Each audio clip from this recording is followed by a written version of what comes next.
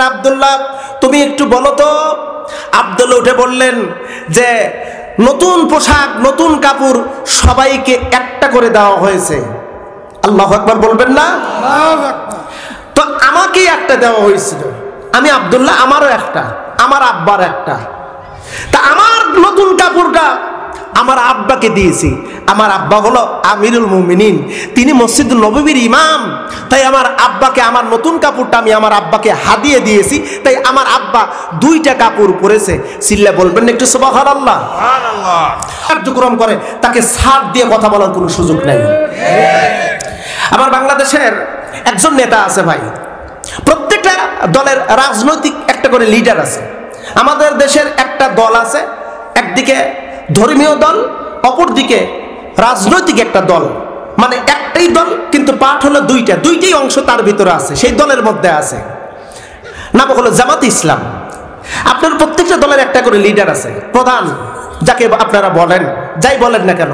বাংলাদেশের একজন জামাত ইসলামের একজন প্রধান যিনি নেতা, বাংলাদেশ জামাত ইসলামের কেন্দ্রীয় আমির ডক্টর শফিকুর রহমান মাদ্দাজুল হলালি হাফিজাহুল্লাহ, আল্লাহ তার হায়াতের ভিতর বারাকা দান করুক। যারা বলছেন আমিন, সমস্যা নাই, আর যারা বলেন নাই তাতেও সমস্যা নাই। এই লোকটার বক্তব্য আপনি শুনবেন, অন্যান্য রাজনৈতিক দলের নেতৃবৃন্দর বক্তব্য আপনি শুনবেন, ডিসটেন্স করবেন কার বক্তব্যটা কতটুকু কেমন কি।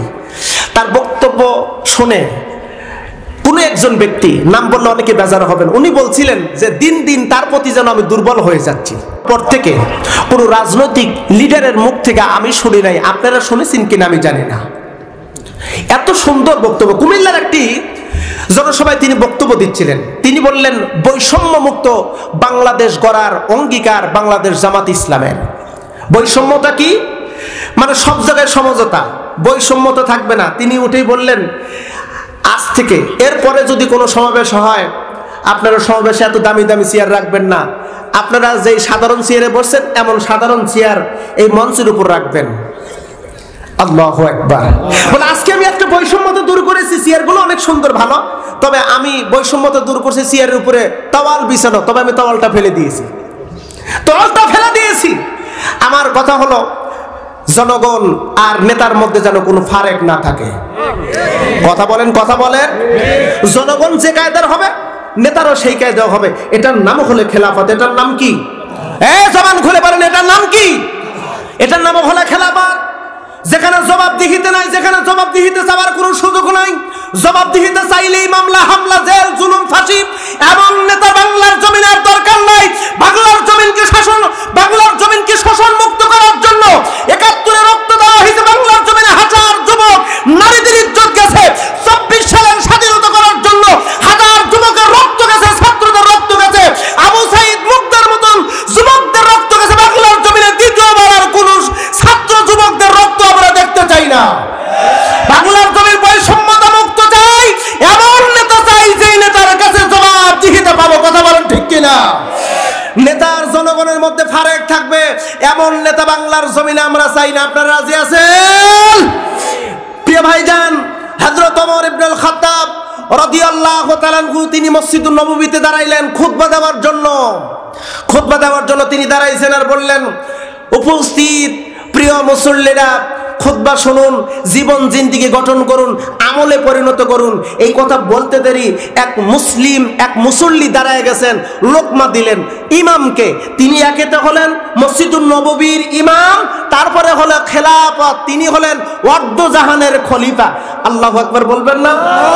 আরে ভাই, দুঃখজনক হলেও সত্য, আমাদের দেশে একটু ডিভাইজেশন করা হয়েছে। যিনি প্রধানমন্ত্রী হবেন তিনি হবেন ওই দেশের বড় মসজিদের ইমাম।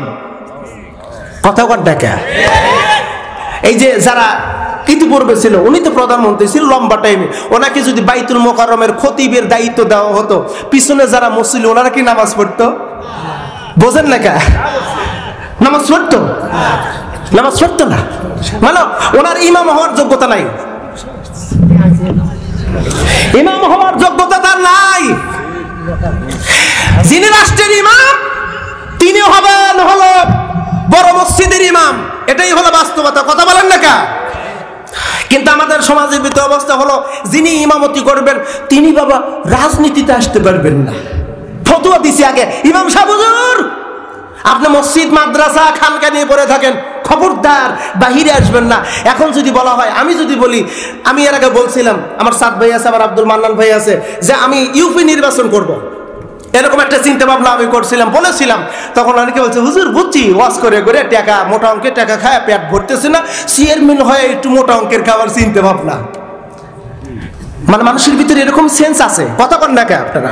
তার মানে জানে যেই চেয়ারম্যান হয় ওই মেরে খায়, যেই চেয়ারম্যান হয়, যে মেম্বার হয় সেই মেরে খায়, যে এমপি হয় সেই মেরে খায়। আরে ভাই না, সবগুলোকে এক পাল্লায় মেপো না। বাংলার জমিনে এমনও দৃষ্টান্ত আছে, অতীতে 2001 থেকে 2006 সাল পর্যন্ত বাংলার জমিনের এই আলেমরা শাসন করে দেখায় দিয়েছে। সর্বোচ্চ 2-3টা মন্ত্রণালয় আলেমদের অধীনে চলেছিল। একটা টাকার দুর্নীতি ওই আলেমদের দ্বারা পায়নি, বরং যেই টাকার বাজেটের কাজ দিয়েছে, বরং ওই টাকার কাজ সারার পরে কিছু টাকা বেঁচেছে, সেটাও আবার মন্ত্রণালয়ে জমা দিয়েছে। আলেম যদি সমাজের মেম্বার, ইউনিয়নের চেয়ারম্যান যদি হয়, উপজেলা চেয়ারম্যান হয়, মেম্বার যদি এমপি মন্ত্রী হয়, প্রধানমন্ত্রী যদি হয়, আমরা এই কথা বলতে পারি, দীপ্ত কথায় বলতে পারি, সামান্য ত্রুটি যদি হয় আপনি জবাবদিহিতে পাবেন। এমনকি একটা টাকার দুর্নীতি হবে না, দেশটা হবে জান্নাতের টুকরা, জান্নাতের টুকরা। হযরত ওমর বললেন, আমি খুতবা দিচ্ছি, তোমরা খুতবা শোনো এবং আমলে পরিণত করো।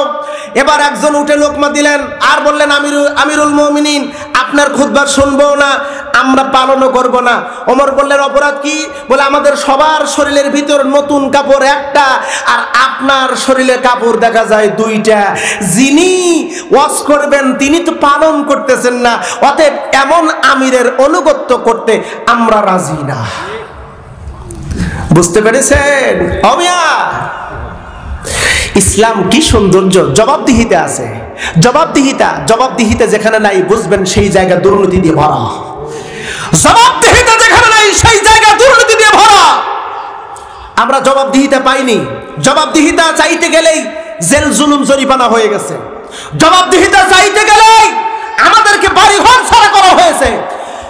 প্রিয় ভাই, হযরত ওমর রাদিয়াল্লাহু তাআলা আনহুকে যখন বলা হলো তিনি আর কথা বলতেছেন না, তিনি নীরবতা পালন করে হযরত আব্দুল্লাহ অর্থাৎ হযরত ওমর রাদিয়াল্লাহু তাআলা আনহুর সন্তান আব্দুল্লাহর দিকে তাকায় বললেন, বেটা আব্দুল্লাহ, তুমি একটু বলো তো।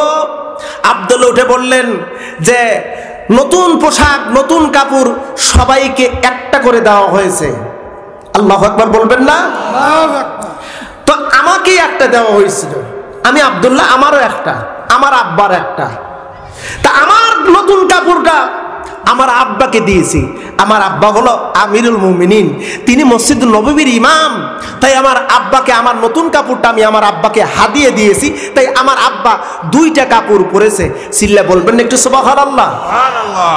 অপ্রিয় ভাইজান, কথায় কথা চলে আসে,